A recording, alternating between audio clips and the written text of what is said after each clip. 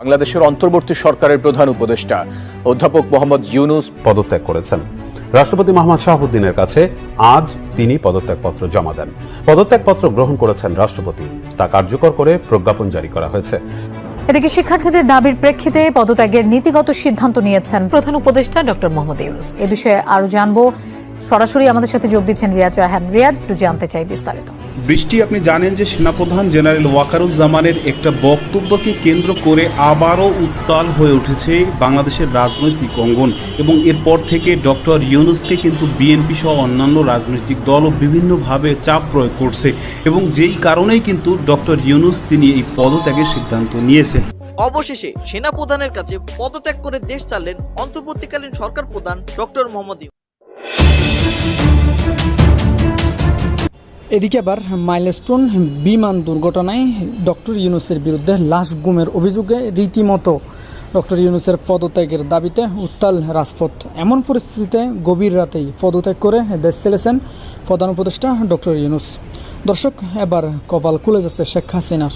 কি করতে চলেছে বিস্তারিত জানতে এক মুহূর্ত না টেনে দেখতে থাকুন। সরকারের বড় চারটি দলের মধ্যে রয়েছে এনসিপি, যে দলের নিবন্ধনই নেই। সেই দলকে কিভাবে বড় দল হিসেবে গুরুত্বপূর্ণ আলোচনায় ডাকে সরকার? চারটা দলকে কোন ক্রাইটেরিয়ায় বড় দল কিংবা প্রধান দল হিসেবে তারা সিলেক্ট করলো, এবং তার মধ্যে একটা দলের তো নিবন্ধনই নাই, সদ্য গঠিত হয়েছে। রক্ত চাওয়া হয়েছে শীর্ষকে, এটা দুর্লভ, কিন্তু যেটা টাকা চাওয়া হয়েছে এটা খুবই গঠিত কাজ হয়েছে, অন্যায় কাজ হয়েছে। সেটা হলো আবার জনরোষের ভয়ে এটাকে তুলে নেওয়া হয়েছে। এতে প্রমাণিত হয়েছে আগের যে কাজটি ছিল এই কাজটি অন্যায় করা হয়েছে। একটা খবরের প্রতি আপনাদের দৃষ্টি আকর্ষণ করছি। ভার্জিনিয়ায় জয়ের 2 বাড়ির সন্ধান, জব্দের উদ্যোগ দুদকের। দুদক কিভাবে জব্দ করবে এটা আমি জানি না। এটা কি আমেরিকাকে সিগন্যাল দিল? মানে এখন দুদক কি আমেরিকাকে নির্দেশ দেবে, মানে তাদের কর্তৃপক্ষ জব্দ করবে, নাকি দুদক সরাসরি যে জব্দ করতে পারবে? সম্প্রতি আমরা দেখেছি যে আপনার জাতিসংঘের মানবাধিকার দপ্তরের একটা শাখা অফিস খুলবার জন্য আমাদের যে অন্তর্বর্তীকালীন সরকারের উপদেষ্টা মণ্ডলী তারা একমত হয়েছেন, ক্যাবিনেটে এটা পাশ হয়েছে, এবং এটার চুক্তি এবং এমওইউর শর্তগুলো তারা মোটামুটি রাফলি একমত হয়েছে। মোটা দাগে তারা যেটা দেখলাম যে এটার কাজের যে পরিধি তারা ঠিক করেছে সেটা হচ্ছে যে জাতিসংঘের মানবাধিকার দপ্তর থেকে যে গণহত্যার যে রিপোর্টটা দিয়েছে তারা 114 পৃষ্ঠার, এইটা হবে এটার বেসিস।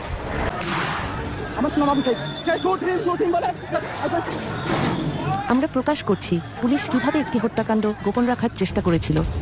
পিছন দিয়ে আমার ভাইয়ের লাশ নিয়ে যা পোস্টমর্টম করছে করে আমরা জানি কোনোদিনও বিচার না পাই। আর যে চিকিৎসক মিথ্যা বলতে অস্বীকার করেছিলেন। কিন্তু সাইদ হেড ইনজুরির জন্য মারা যায়নি, পুলিশের গুলিতে যেহেতু মারা গেছে। সহিংসতায় হাজার হাজার পরিবার ছিন্ন ভিন্ন হয়ে গেছে। আমি ঘৃণার বহিঃপ্রকাশ দেখছি। আসসালামু আলাইকুম রহমতুল্লাহ, সবাই কেমন আছেন? আশা করি সবাই অনেক অনেক ভালো এবং সুস্থ আছেন। সবাইকে স্বাগতম জানাচ্ছি আমাদের আরেক নতুন ভিডিওতে।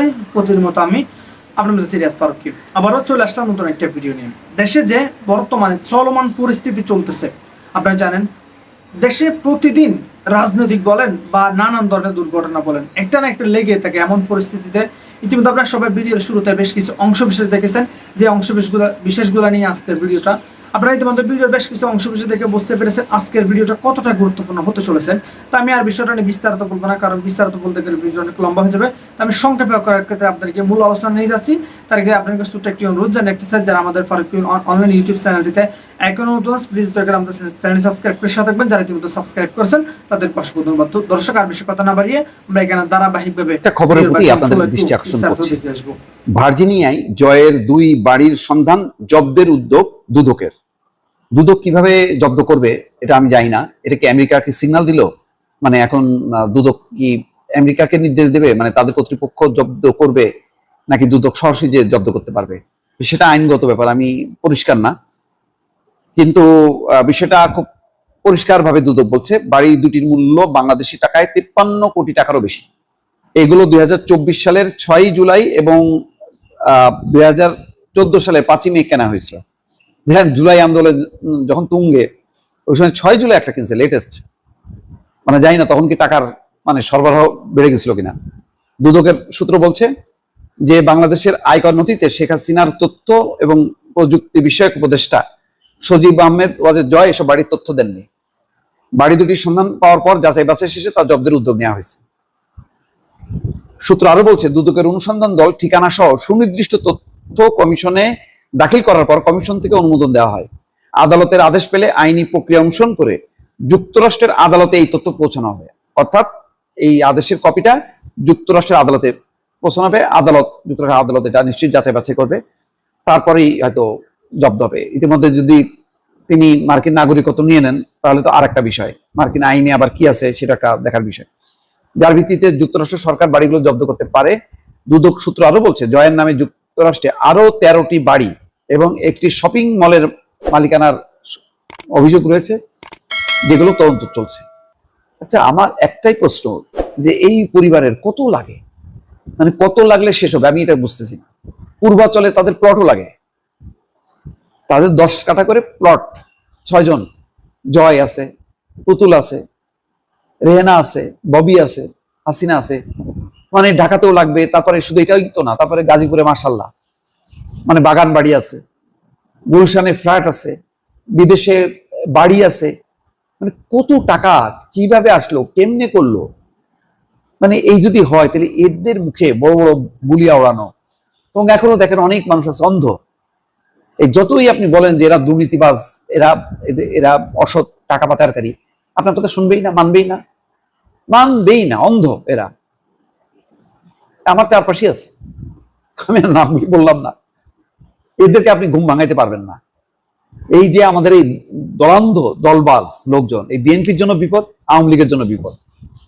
এখানে দেখেন আপনি একদম প্রমাণ না, বিশ্বাস করবেন না। ওই যে বিবিসি বললো 8ই জুলাই তারা একটা অডিও রেকর্ড পাইছে যে যেখানে সামনে পাবা সেখানে গুলি করবা, তো বলেন না এটা ভুয়া, বিবিসিও ভুয়া, আল জাজিরাও ভুয়া। ওই যে ওবায়দুল কাদের বলতো না বিএনপি ভুয়া, খালেদা জিয়া ভুয়া, তারেক ভুয়া। এই ভুয়া করতে করতে এখন দেখা যাচ্ছে যে এখন এই ইউনূস সরকারের বিরুদ্ধে ছেলেবেলেরা ভুয়া করতেছে। মানে যাবতীয় খারাপ কিছু প্রচলন সব দেখবেন যে আওয়ামী লীগ শুরু করছে, দুর্নীতি লোপাট টোপাট করছে, মহা সুখে আছে। আর এখানে এই যে পলকের মতন ছেলেবেলেরা এখন কান্নাকাটি করে বাঁচতেছে না। তাদের তো এই রাজনীতির এই কঠিন, তারা মানে এমপি হয়েছে কম বয়সে, মন্ত্রী হয়েছে, বিলাসী জীবন দেখছে, কষ্টের জীবনটা দেখছে না। তাদের ওই দলের নেতা বঙ্গবন্ধু শেখ মুজিবুর রহমান, তার আদর্শের তো এরা না, তারা তো জেল খাটছে প্রায় কত 14-15 বছর, 20 বছর। এই জেল জীবন তো এরা দেখেনি, এখন আর সহ্য হচ্ছে না, এত বিলাসিতার মধ্যে ঢুকে গেছে, এখন আর জেলের খানায় পছন্দ হচ্ছে না। এই যে জয় দেখেন, এক মানে কি যেন এখানে গ্রাফিতি আঁকে, তারপরে কি করে না করে, তার পোশাক আশাক, ড্রেস আপ, মেকআপ, গেটআপ, কি বলতেছে, কি করতেছে, তার মধ্যে তার এই এত সম্পত্তি, কি করবে এরা? মারা গেলে কোথায় যাবে এগুলি সম্পত্তি? কে খাবে? আসলে এগুলি কেউ চিন্তা করে না, মরণের চিন্তা কারোরই নেই। ভালো থাকবেন, আল্লাহ হাফিজ। সম্প্রতি আমরা দেখেছি যে আপনার জাতিসংঘের মানবাধিকার দপ্তরের একটা শাখা অফিস খুলবার জন্য আমাদের যে অন্তর্বর্তীকালীন সরকারের উপদেষ্টা মণ্ডলী তারা একমত হয়েছেন, ক্যাবিনেটে এটা পাশ হয়েছে এবং এটার চুক্তি এবং এমওইউর শর্তগুলো তারা মোটামুটি রাফলি একমত হয়েছে। মোটা দাগে তারা যেটা দেখলাম যে এটার কাজের যে পরিধি তারা ঠিক করেছে সেটা হচ্ছে যে জাতিসংঘের মানবাধিকার দপ্তর থেকে যে গণহত্যার যে রিপোর্টটা দিয়েছে তারা 114 পৃষ্ঠার, এইটা হবে এইটার বেসিস, যে এইটাকে কিভাবে ধরে আগামী দিনে বাংলাদেশের মানবাধিকারকে দেখভাল করা যায়, মানবাধিকার লঙ্ঘনকে ঠেকানো যায় এবং গুম, খুন, আয়নাঘর এবং গণহত্যা, মানবতা বিরোধী অপরাধ সেগুলোকে নিয়ন্ত্রণ করা যায়। তো এইটা হচ্ছে মোটা দাগে তাদের কাজের ফ্রেমওয়ার্ক।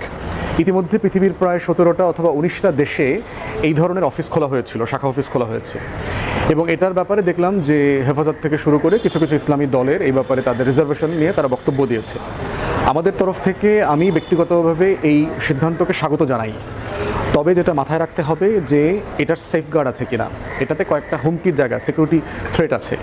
প্রথম থ্রেটটা হচ্ছে যে জাতিসংঘের এই ধরনের অফিসের ব্যানারে অথবা মাধ্যমে অনেক সময় আন্তর্জাতিক ক্ষমতাবান শক্তিগুলো যারা আছে, পরাশক্তি আছে, তারা এইটার চ্যানেল দিয়ে ঢুকে সেই রাষ্ট্রের ভিতরে কেওয়াস লাগায়, সেখানে তাদের যে পরাশক্তির স্বার্থ আছে, ছায়াযুদ্ধ তৈরি করে, এরকম অনেকগুলো বিষয় আছে এবং মানে ওই রাষ্ট্রের ভিতরকার যে মূল্যবোধের জায়গাগুলো আছে সেগুলোতে তারা ইন্টারফেয়ার করে। তো সেখানে আমরা দেখেছি যে অন্তর্বর্তীকালীন সরকার ইতিমধ্যে এটার মানে একটা মানে বাউন্ডারি বলে দিয়েছে যে বাংলাদেশের মানে আভ্যন্তরীণ কোনো যে ধর্মীয় অথবা সাংস্কৃতিক অথবা মূল্যবোধগত কোনো বিষয় নিয়ে তারা কথা বলতে পারবে না, কাজ করতে পারবে না। পার্টিকুলারলি যে বিষয়গুলোতে আছে যে এই ধরনের অফিসগুলো যে সমকামিতাকে প্রমোট করবার চেষ্টা করে, তারপরে হচ্ছে আমাদের এই যে পাহাড়ি জনগোষ্ঠীকে উস্কানি দিয়ে তারা যে গত কয়েক দশকে বুঝাইছে তারা নাকি আদিবাসী, আসছে 100, 200, 250 বছর আগে এসে 10,000 হাজার বছর থেকে যারা এই জমিনে বাস করতেছে তাদের থেকে তারা পুরাতন জনগোষ্ঠী হয়ে গেছে। এই যে ফ্লড মিসলিডিং আইডিয়া তারা প্রমোট করে এবং এটা করে পাহাড়ে যে অশান্তি তৈরি করছে, এই জায়গাগুলোর অবস্থাটা কি হবে, সেখানে তারা ইন্টারফেয়ার করবে কিনা। আমাদের ধর্মীয় মূল্যবোধের নামে, সমাজে নারী অধিকারের নামে, নারীদেরকে সামনে দেবার নামে, নারীর সমতা প্রণয়ন করবার নামে সমাজে যে সংকটগুলো তৈরি করবার জন্য আশঙ্কা করা হচ্ছে ইসলামী দল থেকে শুরু করে ধর্মীয় মূল্যবোধের জায়গা থেকে এবং নাগরিক সমাজের পক্ষ থেকে, সেই জায়গাটাতেও তারা ক্লিয়ারলি একটা গ্যারান্টি ক্লজ রেখেছে অন্তর্বর্তীকালীন সরকার। এখন এইটা অলরেডি কাগজপত্রে এইভাবে আছে, মূল বিষয়টা হচ্ছে যে এটা প্র্যাকটিক্যালি কোন জায়গাতে গিয়ে গড়ায় সেটা আমাদেরকে দেখতে হবে। তো সেই জায়গাতে আমরা বোধ করছি যে এই যে কাজের অফিস যেটা দেওয়া হয়েছে সেটা আরও যতটুকু সম্ভব যাদের সাথে বসা দরকার, পলিটিক্যাল পার্টিসগুলো, ইসলামী দলগুলোর সাথে প্রয়োজন অন্তর্বর্তীকালীন সরকার তাদেরকে নিয়ে বসা দরকার, কথা বলা দরকার, তাদেরকে আশ্বস্ত করা দরকার এবং ড্রাফট এমওইউ যেটা স্বাক্ষর করা হয়েছে সেইখানে যতটুকু সম্ভব এটা প্রকাশ করে দেওয়া দরকার এবং কোন কোন বিষয়ে ইসলামী দলগুলো এবং বিভিন্ন অংশীজনের কনসার্ন আছে সেগুলোকে মাথায় নেওয়া দরকার। কারণ অন্তর্বর্তীকালীন সরকারকে যেভাবে আমরা স্বাগত জানাচ্ছি, আমরা একইভাবে মনে করছি বাংলাদেশের স্বার্থ দীর্ঘমেয়াদে পরাশক্তির কোনো ফাঁদে যেন আমরা না পড়ি সেগুলোর ব্যাপারে আমাদেরকে সতর্ক থাকতে হবে। তাই আমরা বোধ করছি এটাকে সতর্কতার সাথে আমরা স্বাগত জানাই এবং আমরা কন্টিনিউয়াসলি আগামী 3 বছর তাদের কার্যক্রম দেখভাল করব। যেখানে যেখানে বোধ করছে তার বাংলাদেশের স্বার্থ, বাংলাদেশের জনগোষ্ঠীর মূল্যবোধ, বিশ্বাসকে তারা আহত করবার চেষ্টা করছে, তখন অবশ্যই আমরা এই অফিস বাতিল করে দিয়ে গোটায় নেবার জন্য বলবো। এবং ঠিক একই রকম একটা ক্লজ আমরা দেখেছি যে সরকারের পক্ষ থেকেও এমওইউতে অন্তর্ভুক্ত করা হয়েছে, যেটা নাকি মানে ইউনিল্যাটারালি বাংলাদেশ চাইলে এই চুক্তি থেকে উইথড্র করতে পারবে। তো মোদ্দা কথা হচ্ছে আমরা মানবাধিকারের পক্ষে, মানবাধিকার লঙ্ঘন যেন বন্ধ হয়, মানবাধিকারের যে সনদগুলো আমাদের মূল্যবোধের সাথে সাংঘর্ষিক না সেগুলোকে যেন আমরা মেনে চলতে পারি সেই ব্যাপারে যতটুকু সম্ভব। এবং বিচার প্রক্রিয়া পার্টিকুলারলি গত বছর 24-এর গণ অভ্যুত্থানের যে গণহত্যা, মানবতা বিরোধী অপরাধ, তার ব্যক্তি এবং প্রতিষ্ঠান এবং বড় বড় হত্যাকর্তাদের বিচারের যে প্রক্রিয়া চলছে আইসিটিতে সেটা যেন চলমান থাকে এবং এই চলমান প্রক্রিয়ায় তারা যেন আমাদের পাশে থাকতে পারে, সেটাই আমরা চাই। আপনার নাম কি? আমার নাম আবু সাইদ, আমি ইংলিশ ডিপার্টমেন্ট 12 আসিস্ট্যান্ট। 12 ব্যাচের শিক্ষার্থী গো পুলিশ অতর্কিত হামলা করে তার মাথা ফাটিয়ে দিয়েছে, সে শুটিং বলে করতেছে। আল জাজিরার হাতে আসা গোপন কল রেকর্ডিং থেকে জানা যায় যে হাসিনার সবচেয়ে বিশ্বস্ত মিত্র সালমান এফ রহমান পুলিশ প্রধানকে ফোন দিয়েছেন। হ্যালো, আচ্ছা মামুন, ওই যে রংপুরে যে আবু সাইদ যে মারা গেল, ওর পোস্টমর্টম হয়েছে? রিপোর্ট পাইছেন আপনারা? এখনো পাইনি। আমাকে আসলে অফার করা হয়েছিল যে তোমার 2 সপ্তাহ ছুটি দিয়ে দিচ্ছি, তুমি আমাদের মনোমতো রিপোর্টটা দাও, থাইল্যান্ডে ট্যুর করো, ফ্যামিলি নিয়ে কক্সবাজারে 7 দিন থেকে আসো, কিন্তু আমি সবগুলোই রিফিউজ করছি। 15 বছর শাসনের পর একজন নেত্রী তার দেশ থেকে পালিয়ে যাচ্ছে। তিনি মনে করেছিলেন অসংখ্য মানুষ হত্যার পরও তিনি ক্ষমতায় টিকে থাকতে পারবেন। একজন নির্মম প্রধানমন্ত্রী অন্তিম সময় প্রকাশ করছে শেখ হাসিনার ক্ষমতায় থাকার লড়াইয়ের শেষ প্রহর। তিনি সেনাপ্রধানকে জিজ্ঞাসা করেছিলেন যে আপনি এই লোকজনদের গুলি করে সরাচ্ছেন না কেন? পুলিশ খুব ভালো কাজ করছে, তারা মানুষ মারছে।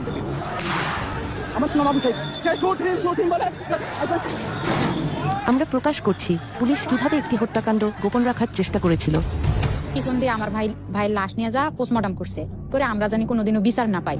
আর যে চিকিৎসক মিথ্যা বলতে অস্বীকার করেছিলেন। কিন্তু সাইদ হেড ইনজুরির জন্য মারা যায়নি, পুলিশের গুলিতে যেহেতু মারা গেছে। সহিংসতায় হাজার হাজার পরিবার ছিন্ন ভিন্ন হয়ে গেছে। আমি ঘৃণার বহিঃপ্রকাশ দেখছি। মানুষ আক্ষরিক অর্থেই তাদের ঘৃণা এখানে ঢেলে দিয়েছে। জুলাইয়ের 36 দিন, যে মাস শেষ হবার নয়। এই বাসার হাসিনার যে মসনদ সেটাকে একদম ভেঙে তছনছ করে দিয়ে যে তারা আর কখনো কাউকে হাসিনা হয়ে উঠতে দিবে না।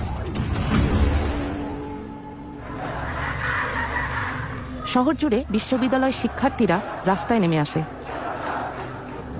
শেখ হাসিনার ত্রাসের যুবশক্তি ছাত্রলীগ অস্ত্র হাতে প্রস্তুত ছিল। শেখ হাসিনার ফোন আলাপের এক্সক্লুসিভ রেকর্ড আল জাজিরার ইনভেস্টিগেটিভ ইউনিটের হাতে এসেছে, যা তার নিজস্ব গোয়েন্দা সংস্থায় রেকর্ড করেছিল। ডিজিটাল ফরেনসিক অ্যানালাইসিসের মাধ্যমে সকল ফোন রেকর্ড যাচাই করা হয়েছে। এই ফোন আলাপে ছাত্রদের উপর নৃশংস হামলার 48 ঘন্টা পর শেখ হাসিনা ছাত্রলীগ নেতাদের সাথে কথা বলেন। আর ক্যাম্পাসের পরিস্থিতি মোটামুটি স্বাভাবিক হয়ে আসছে, ছেলেদের হল অধিকাংশই ফাঁকা হয়েছে, তবে এরপরও ভিতরে পুলিশের সার্চ করতে হবে। আমাদের দলীয় সিনিয়ররা অনেকে প্যানিক হয়ে যাচ্ছিল, মানে কি করবো ডিরেকশন দিতে পারতেছিল, এই জন্য আজকে আপনার বারবার ফোন দিচ্ছি। আপনি কিছু মনে করেন না? আমি কেন মনে করবো, আমি তো সেদিন সারা রাতি জায়গা, কালকেও তো দক্ষিণে বলে দিচ্ছি যেখানে যা দরকার আমি তো বলি স্যার। আমি আমাদের নেতারা ঘাবড়ায় যায়, আমাদের নেতাকর্মীরা মাঠে ছিল, আপনার নির্দেশনা পাইয়েই সবাই নেমে গেছে। শেখ হাসিনার সিনিয়র এক গোয়েন্দা কর্মকর্তাকে আল জাজিরা খুঁজে বের করেছে। নিরাপত্তার জন্য সেই কর্মকর্তার কণ্ঠস্বরকে বদলে দেওয়া হয়েছে। তারা বিশ্ববিদ্যালয় এলাকায় শিক্ষার্থীদের মারধর করেছিল। তাদের অনেকেই হাসপাতালে যেতে হয়েছে, যাদের মধ্যে ছাত্রী এবং নারীরা ছিলেন। দলের উপর তার কঠিন নিয়ন্ত্রণ ছিল। ছাত্রলীগ এবং আমি বলবো দেশের প্রতিটি সেক্টরে সবকিছুর উপর তার একচ্ছত্র নিয়ন্ত্রণ ছিল। পর্যদস্ত প্রধানমন্ত্রী বিশ্বাস করতেন এই বিক্ষোভের পেছনে বিএনপি এবং জামাতে ইসলামীর হাত রয়েছে।